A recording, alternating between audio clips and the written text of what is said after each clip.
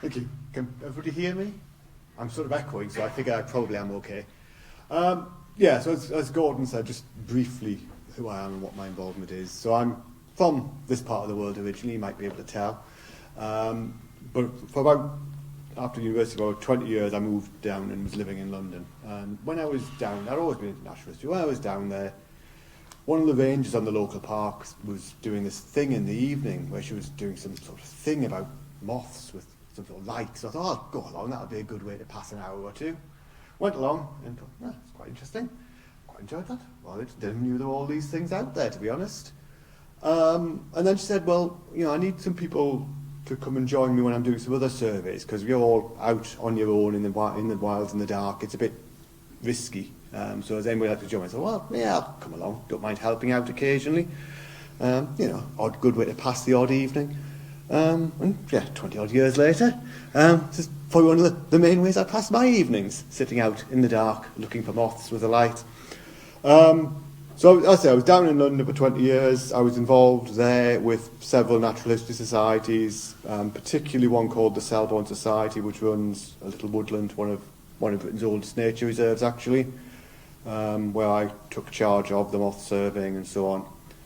But about 2022, I decided, for various reasons, I wanted to relocate back to the northeast, where I come from, and moved back up here, and have been getting involved up here. So that's a very brief who I am. And to the extent I'm part of anything up here, I'm part of what we call the National Moth Recording Scheme. And this is as you'd expect, this is a scheme run across the whole of the United Kingdom about recording, getting all of the data we've got on moths, pulling all that together and telling us what we know about it. It's a fairly large data set, about 34 million records in there, so I think I'm allowed to call that big data, which makes it trendy these days. There's a very big data set for the whole of the UK. That 34 million records, that's a record is an observation of an individual species of moth in a location at a date by a person. So basically what you mean by a record. And it's managed by the charity Butterfly Conservation, who run this national recording scheme. And they do a lot of the work to keep the databases, to keep the systems running. And a really key part of that role is what they call the county recorder. The county recorder is a network of people who, for each county in the country, have the role of coordinating the data, dealing with the records that people send in, checking they're right, asking people awkward questions. If some of you have sent records in, they've asked you awkward questions about, are you sure it's right? Sorry, but that's one of the things we do. And in Northumberland, this was being done up to about 2020 by a chap called Tom Tams, who some of you might know. And frankly, nearly everything I'm going to tell you in this presentation would only possibly be to tell you because he did loads and loads of good work when he was county recorder, collecting the data and managing all of the data up to about 2019. But Tom had stood down from that role. So when I moved back, the national scheme was really looking for people to take on the role, take on a volunteer role of managing these records. Now, I've been doing moths for a long time, but I don't feel I'm the world's greatest expert. So it felt like a lot of work, a lot of expertise to take on. So what we decided to do up here was, instead of me doing all this on my own, or one other person doing it also on their own, a group of us, myself, Mike Cook, who's in the audience, Stuart Sexton, and Paul Stevens from the local Biodiversity Record Centre, agreed that we'd sort of take on as a role this coordinating function. And then we were soon joined by Stephen Jacks, who would help us out with these verifications. So that's our role, and the national scheme feeds into things like the Atlas of Britain Islands larger moths, a publication, shows where all the moths are. You will see various maps from it at various points in this talk. And also lots and lots of analysis of the data. With 34 million data points, you can do a lot of really clever analysis. I am not going to do a lot of really clever analysis tonight. I'm just going to show you pictures, tell you where things are, and talk about things a little bit. But this data is really, really important, because this is the key thing, and the importance of getting all this data matters a lot. So where are we talking about? We're talking about Northumberland, but I thought I'd just very briefly, I'm sure we all think we know where Northumberland is. I'm sure we all do know where Northumberland is.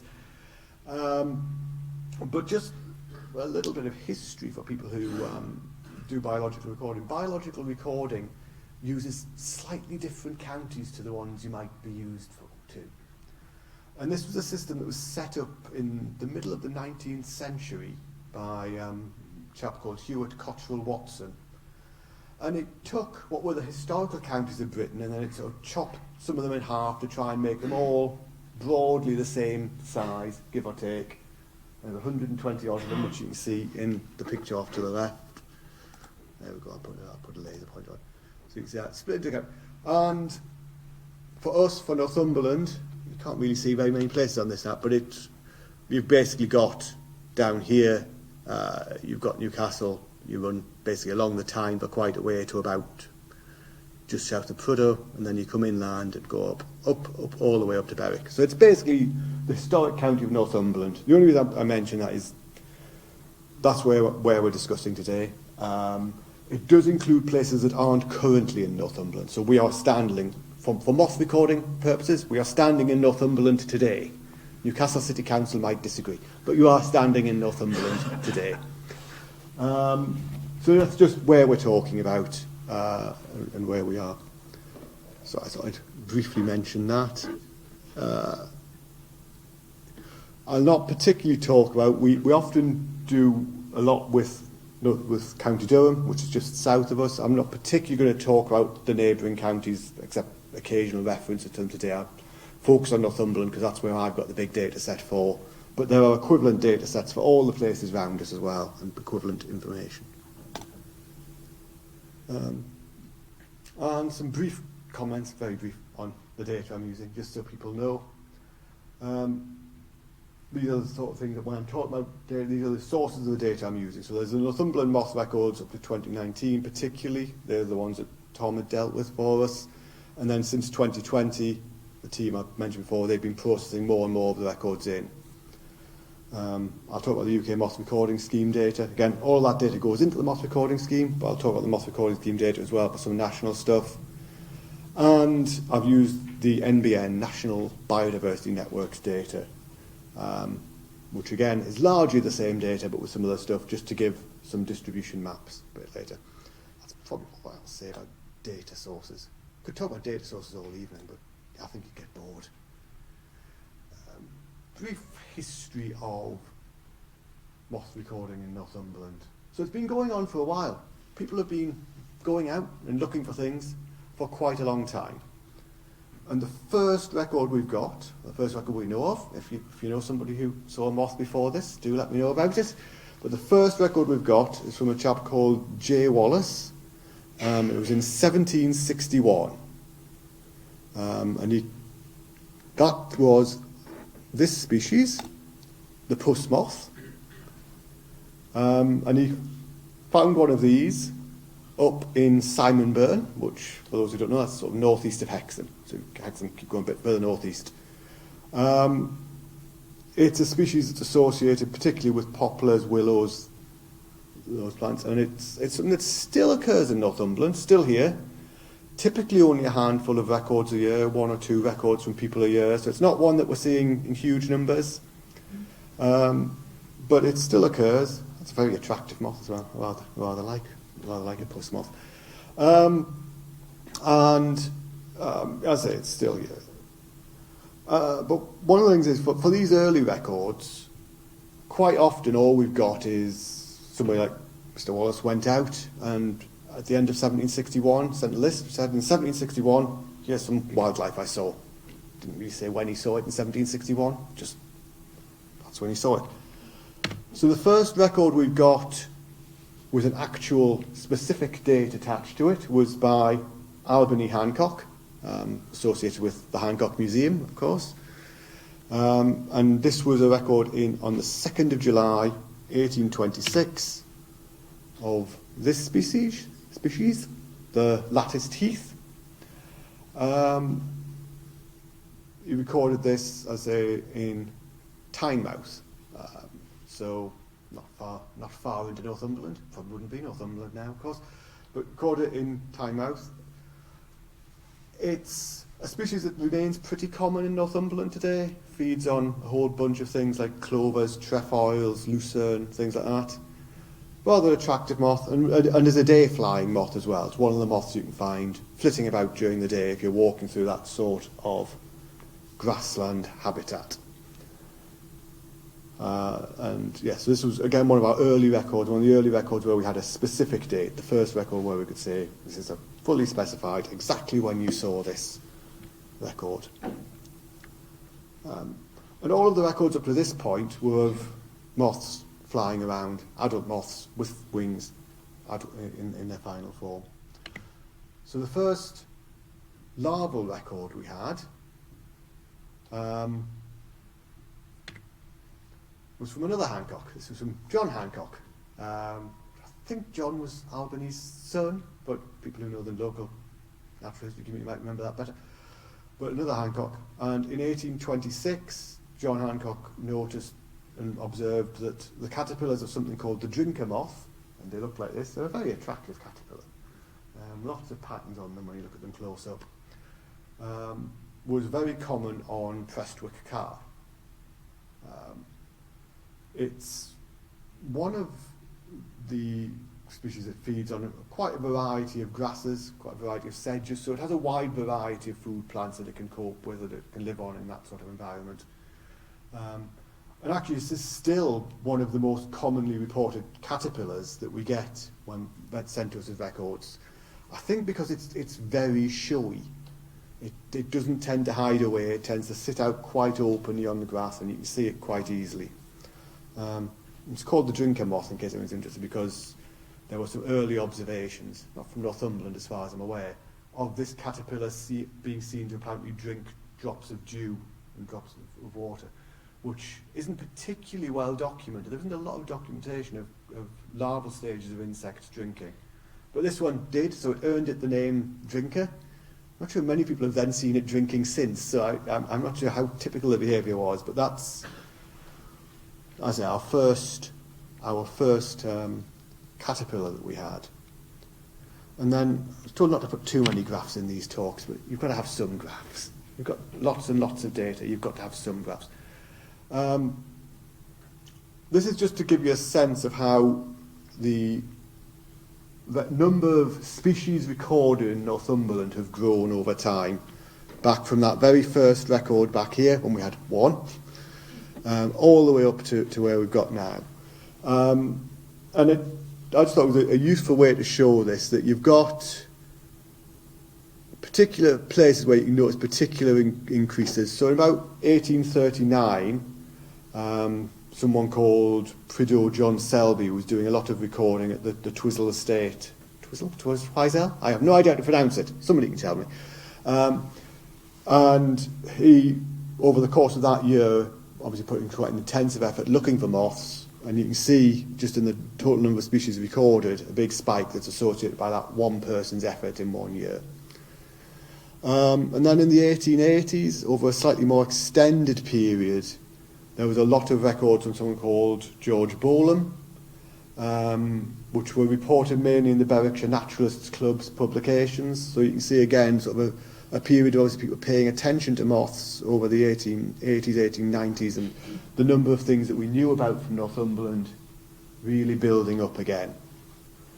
And then records continued to trickle along, new species were keeping being discovered as people went on recording through a long time.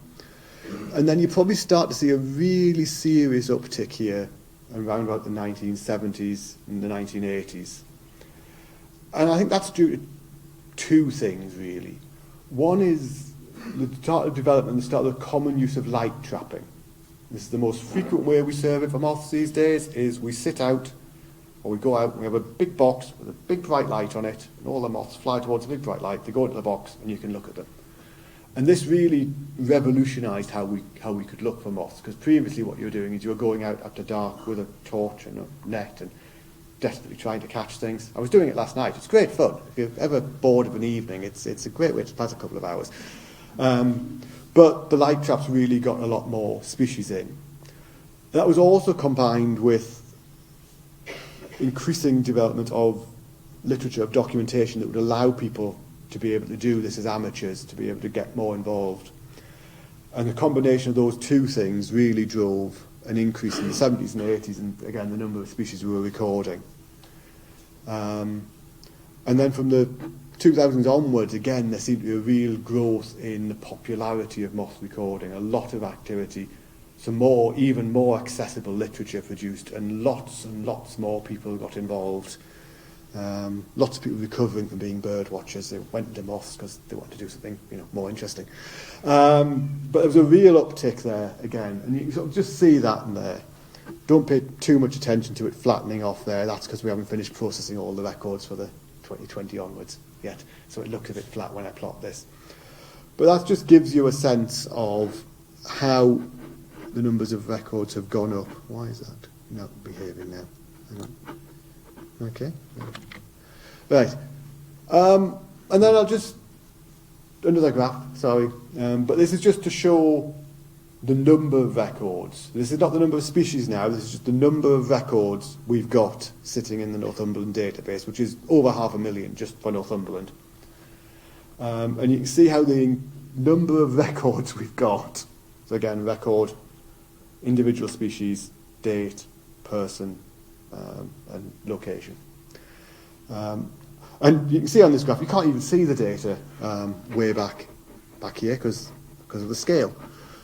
But you really have had this massive spike in the amount of people going out, observing moths and sending us data.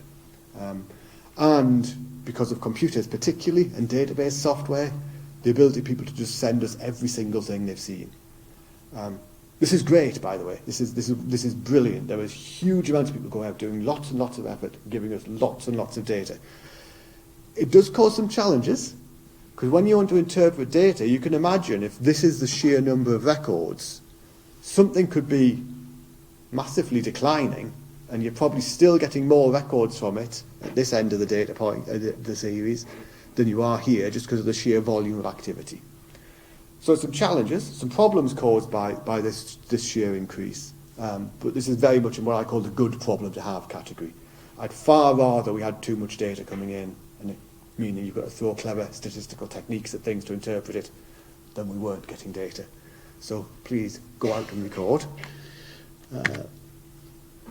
And this is almost certainly out of date since I wrote it, but at the time I was writing this, which was, I think I pulled the data in at the back end, about the back end of September. The latest species that we'd added to our list in Northumberland was something called the twin-spotted wainscot. You can just about see some twin spots on the wings here. And this is this is a reed bed specialist. And this one, quite nice to mention in this society's talks, this was actually found at Gosforth Nature Reserve, at the reserve that is run by the Natural History Society of Northumbria. It's a species that's been expanding north in its range since quite a while. So looking at this map, you'll see a few of these, so it's worth just briefly mentioning them. Essentially, the blue dots are records from quite a while back. The yellow dots are where it's been seen more recently, and the black dots are the most recent dots. So you can see, just eyeballing that map, that it has been moving north across the United Kingdom, and it made it to us in Northumberland on the 7th of September this year in our own nature reserve. They also recorded something called the brown-veined wainscot at that site, which is another reed bed specialist that had been recorded in Northumberland a couple of years earlier, and there's another reed bed specialist, and I'll mention reed beds a little bit later on. Another addition to Northumberland moth, this is in 2023. Another species that we got for the first time is something called the barred hooptip. This is, well, you see from the distribution map that it does also seem to be doing a bit of that northward shifting. We'll mention a bit later perhaps why some of that northward shift is happening. But interesting, its national distribution is quite interesting, because nationally, although you can't particularly see it from the map, nationally it has generally been declining and becoming less common, but also spreading north. So that's been rather an interesting thing to see, but we're getting it here. It's something that's associated with beech, and beech, there's plenty of that around up here, so now it's arrived and now it's spreading north. It's certainly possible that this will be a more common, something that established itself, is seen more frequently. But again, this is Mark, who's one of our keen amateur moth recorders. You'll make discoveries if you do this. You make discoveries for your county. You make discoveries for your country.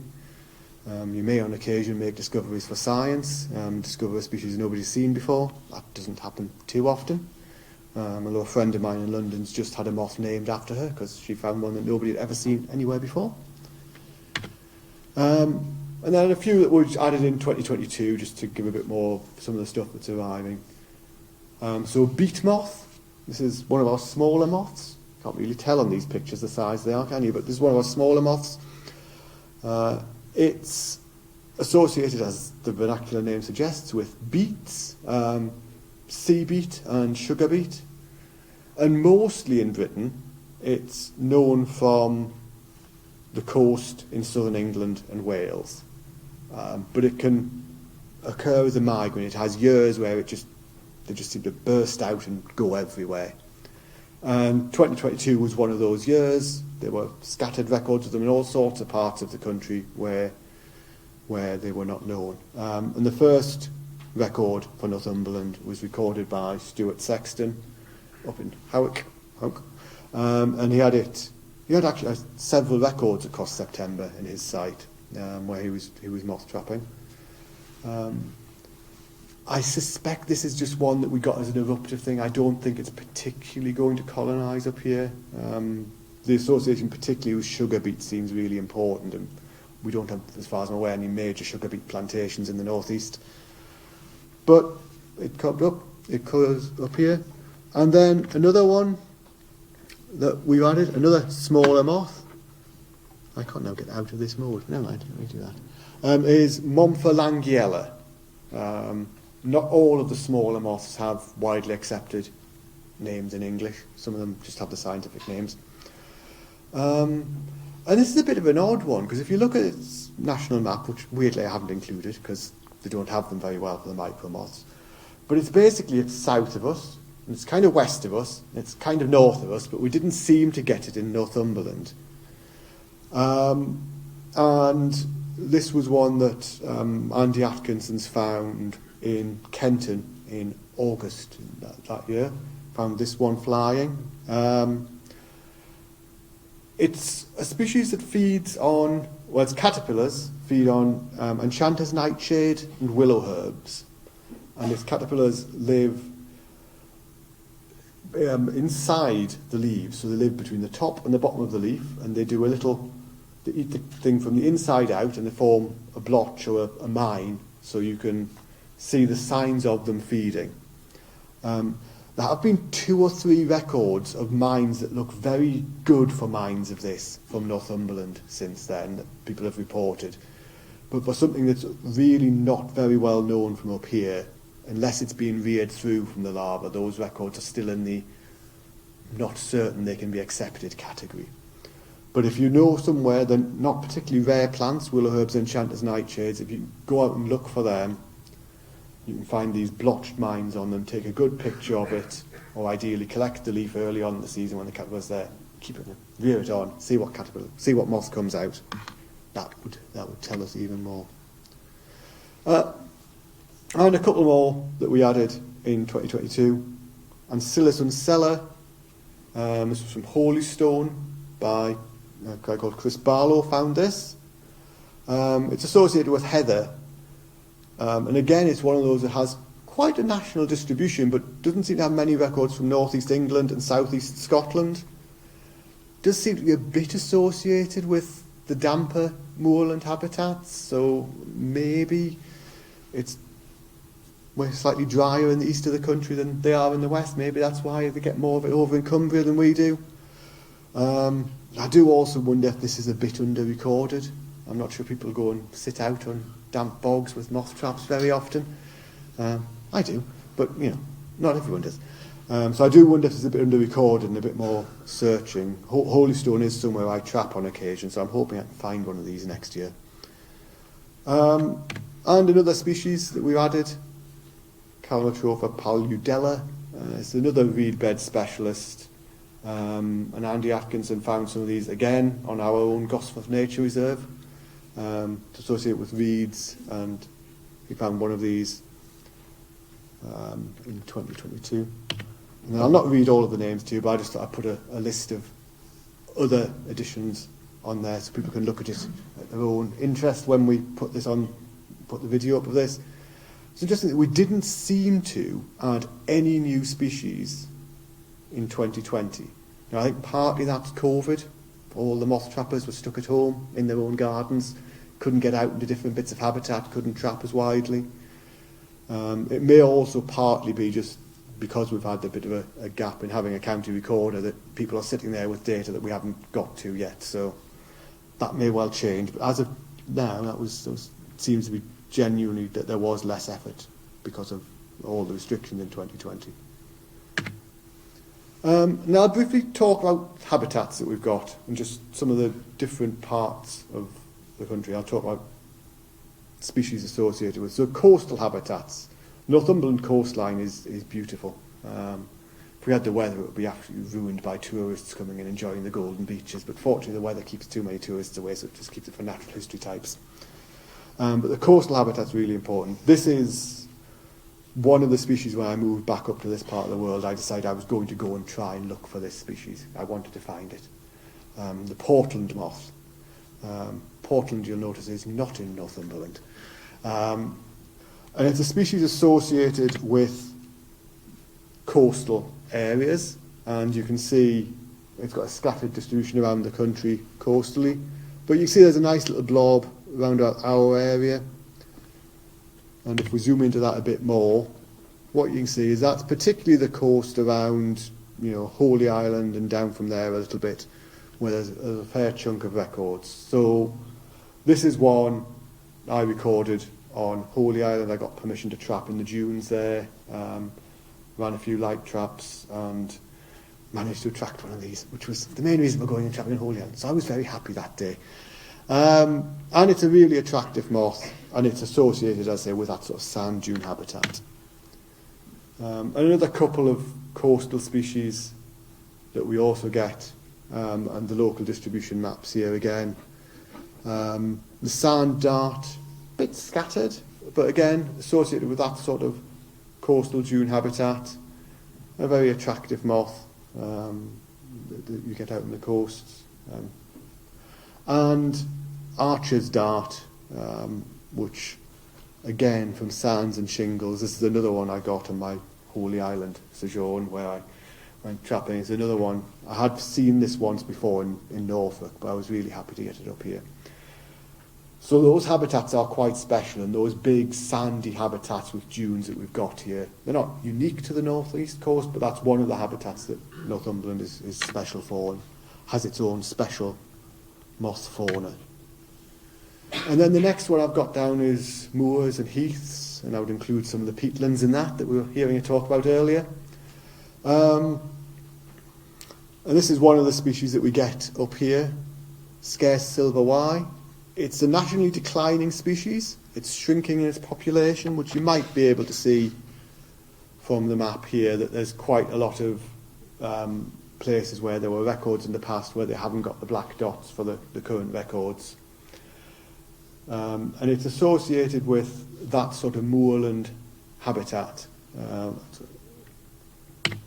And if you look at where it is in Northumberland, well, you can sort of see more some sort of the uplandy habitats and so on where we've got this.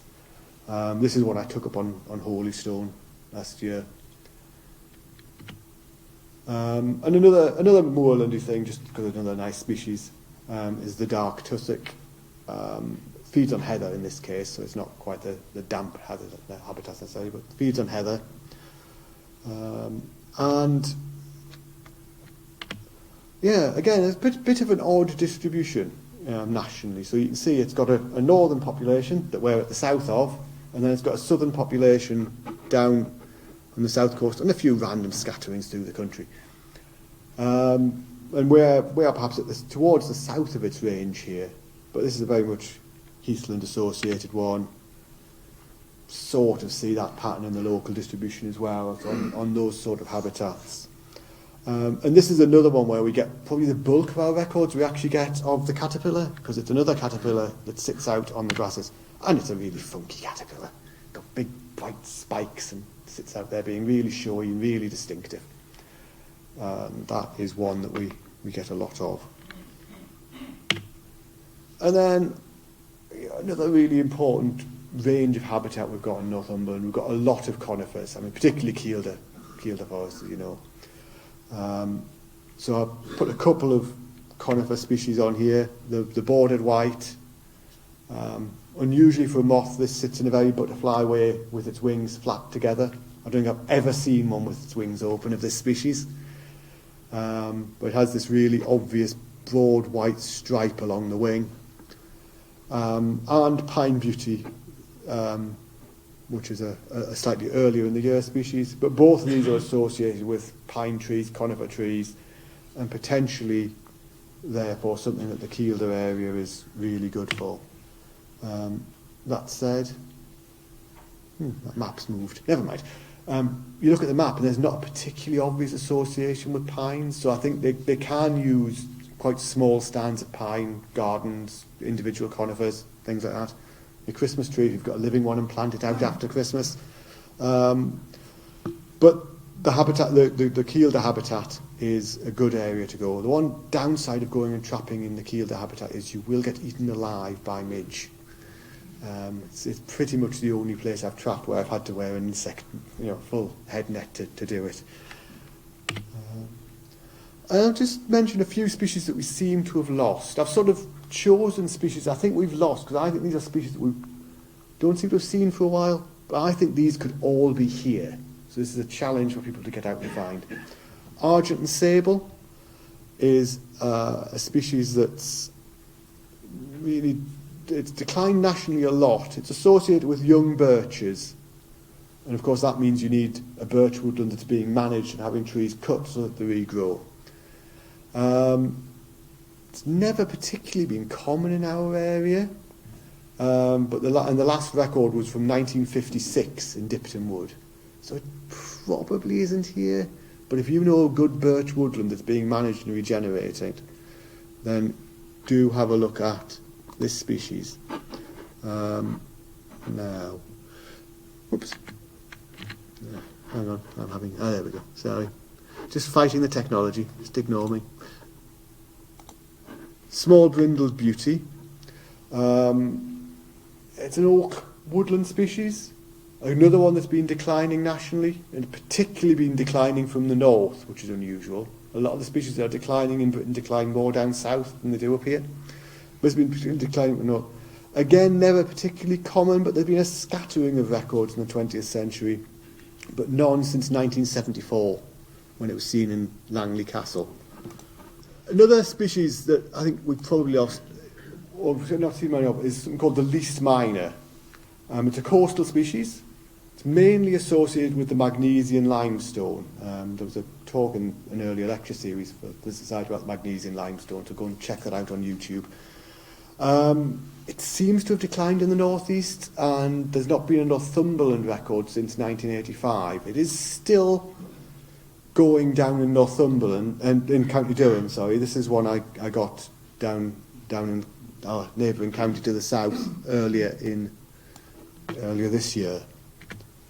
It's a push to call this one that we've lost, because there's only one record of it from Northumberland, Agnoia Josephina, but I think it's probably been under-recorded. This one was recorded up in Holystone in 1980s, and I think could well still be there. So I included it on my list of things that we might be able to find. It's the species where we've been at the south of its distribution range, Endothenia ericatea.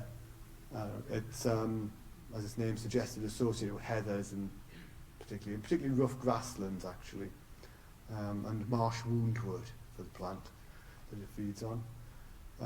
Not been any since 1984 when one was found near Morpeth, but could well be out there. Who's sweeping through rough grassland for these things? And then Crambus ligunocellus. This is very much a marshy habitat one. Scattering of records in the 20th century, again, nothing from since 1985 when Holystone burn. It seems to be associated with those wet marshy habitats. This one, the picture here is actually from Norfolk, but from a peat bog habitat that I was surveying in. So it's the sort of habitat we were hearing about earlier. And then the species that are declining, garden tiger. I think everybody likes garden tiger. Some pictures of Stuart have lots of them. Very large moths. This is the woolly bear caterpillar that is quite famous. This is still reasonably common in Northumberland, but this is declined. This is one of the few species where we know why it's declined as well. This is a change in climate story. And basically the caterpillar can't cope with the fact that we now tend to have a warm patch in the middle of December or January, and then it gets really cold again, and that just kills its ability to cope with the cold. If it just stayed cold the whole winter, it would be fine. But it warms up, it thinks, spring, I'll stop being ready for the cold, and then it gets absolutely hammered by the cold snap we have in February. Another one that's declining, golden plusia. Nationally, one of the biggest declines that we've ever seen. The national abundance of this moth has declined by 99%. Which is about as much decline as you can get without being extinct. And yeah, it's really can't really say if there's a trend in Northumberland because there's so few records. But it's associated with delphiniums. This is one Andy Atkinson caught, one of the few recent records. And garden dart, more record, but another species associated with quite a wide variety of habitat, herbaceous plants, but seems to have really declined nationally. Again, another 99% national decline. You can't really see that in the Northumberland database because of what I told before, so much more recording. It's gone way up. And gold swift, and just another couple that declined, basically gold swift, orchis pug. Again, species that have really seen significant national declines. Possibly Northumberland is not seeing as big a decline in these as other areas is, so maybe we're holding on to these and providing a bit of support. And then some are doing really well. Because I've wasted time with the technology, I'll rush a bit. But species that feed on reeds seem to be expanding their range. Even though some of them are declining. So we saw the twin spot wainscot before. There's a few other, all of them called something wainscot here, that have all seem to expand and seem to be found in more and more areas. Not really clear why. One suggestion is that there's a tendency to help develop reed beds that you import reeds from somewhere else and you bring the moths with it. But equally, I'm finding some of these in places, particularly obscure wainscot, I'm finding in various places that there's no history of that happening on the reed beds I'm trapping in. So it does seem to be a genuine expansion. And then things that feed on lichen have really expanded. And these are three moths from a particular group called the footman. They're called the footman because apparently the way they look like that looks like the cloak that the domestic servants called footmen used to wear. I don't know what your domestic servants wear these days, but and they're associated with lichen. And again, this is quite a positive story. This is a good environmental regulation story. This is the Clean Air Act. Basically, have reduced sulfur pollution and increased the amount of lichen, which these things feed on, so they're much more common. And then there are things that are expanding into our region. These are things that typically come from somewhere else, typically been accidentally brought into Britain with the horticultural trade. So, firethorn leaf miner, it's a very attractive moth. And it's another one that feeds inside leaves. So if you can find pyracantha anywhere, and there's pyracantha all over the place, if you search pyracantha anywhere in Northumberland, I suspect, there's a good chance you'll find this sort of blobby leaf mine, which you can see in the middle here. I'll not try and put the laser pointer on in case I break it again. And that's a good way to look for that moth. Box moth just got here in the last couple of years, really. Only got to Britain in 2007 for the first time. Oops. And was one that's associated with box trees, which is a common garden plant. And again, accidentally brought in, and has just gone great guns over the country, over less than 20 years. And then Tachystola aquasantha, from Australia originally, and from Europe only known from Britain. Seems to feed on leaf litter, so it's probably accidentally brought in with something in some leaf litter, and that's really, again, expanded. Was in the south of the country for most of the 20th century, and then in the last decade or so has really come north, and we get that, particularly down in the south of Northumberland. I don't think it's got very many records further north in the county yet. Other groups that we might be getting more of are things where we've got new techniques. So we showed that light trapping in my earlier data, showed that. But a new technique that's increasingly used is the use of synthetic pheromone lures. These are basically chemicals that resemble the chemicals used by the females to attract the males. And you put a little bit of plastic and you put some of this chemical in. There's some very clever chemists do this. I don't do it myself. And you hang them up, and then the males come along and think, oh, there's a really nice female there, I'll go and have a look at her, and then find a bit of plastic. And that's really expanded it. Typically you hang them up, or you hang up a trap so that the moths can go in. And it can be incredibly successful. You can get very large numbers of moths attracted to this. And most typically, this is being used for moths called the clear wings, which are these wasp-mimicking moths. They have reduced scales on their wings, so their wings are transparent. I think if you didn't study moths, you wouldn't at first glance think they are moths. But pheromones have been used for them particularly, and red-tipped and currant clearwing have both been added to the Northumberland list in recent years by various people. Andy, picture from Andy. The currant clearwings are one of mine, but this was these were only really added to Northumberland in the last few years because of these pheromones. And you can also get other non-clearing species, Pamenia giganteana. There was only very few records from Northumberland, mostly records of its caterpillars reared from inside oak galls, where they steal the gall and feed inside. But this, across the whole country, when people have started putting out a lure for it, it's just everywhere. And I suspect if you put the right type of pheromone lure up, anywhere in Northumberland where there's oak trees, you'd find this in March, April time. I certainly got a few of them down in the south of the county. And what might we get in the future? Wild speculation. Slightly informed speculation. Jersey tiger, very attractive moth. This was, as its name suggests, pretty much only known from the Channel Islands in Britain. And then, in the early part of the 21st century, started being seen in London. In fact, there was a railway station you all had to go to if you were in London to go and see Jersey tiger. Everyone went to the railway station, looked at the lights, there's a Jersey tiger. And then it just really, really expanded. So that is heading north fast. It's certainly well up in Yorkshire now.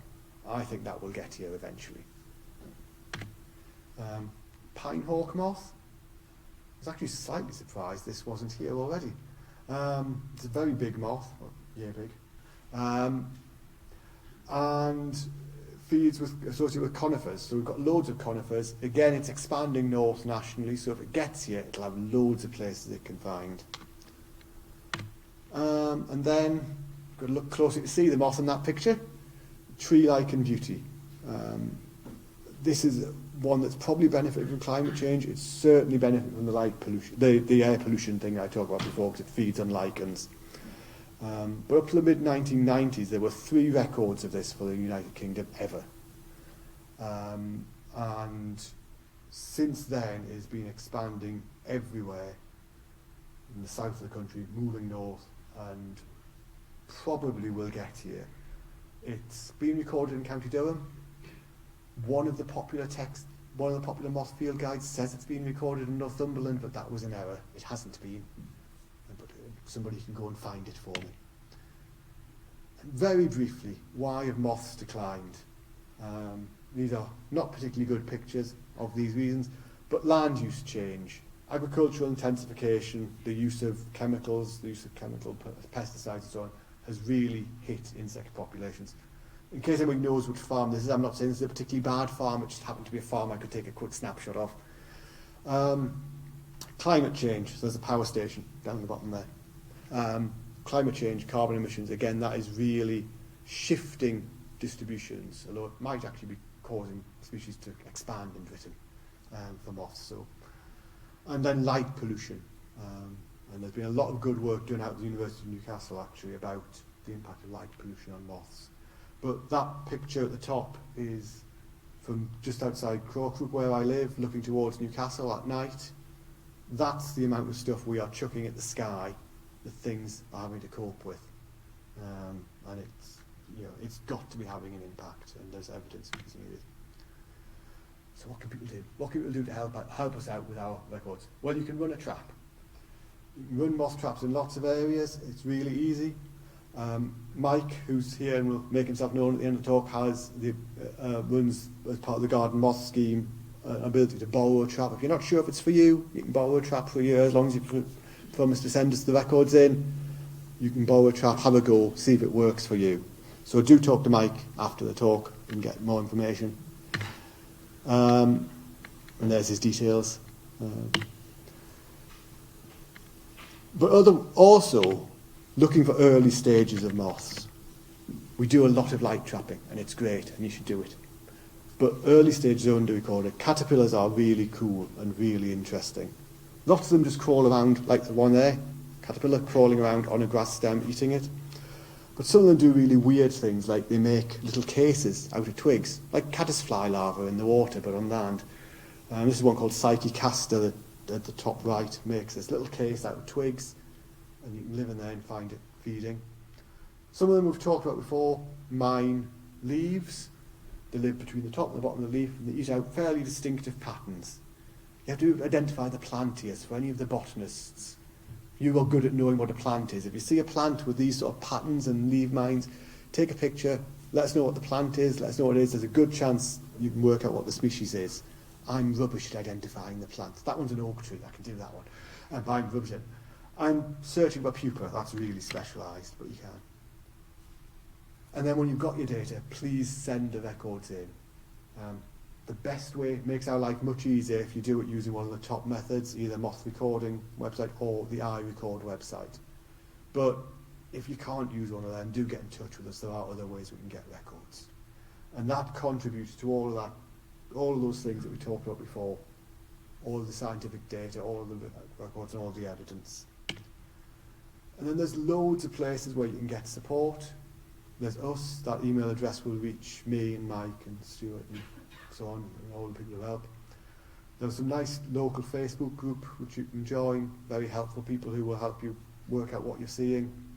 There's some good websites out there and lots of literature that you can get. So I've just put some suggestions on there. And yeah, just very briefly, thanks to all these people. I've stolen lots of photos from people, but I've credited, only photo that didn't have a credit was one of my own. All the rest belong to the people who I credited, and thank you to all the people who gave me photos. It would be a much more boring presentation if it was just me talking in a blank screen. So yeah, that's enough from me. Open to questions. There was a mothy pun in the pictures chosen for questions. I'll leave the moth experts to work out why.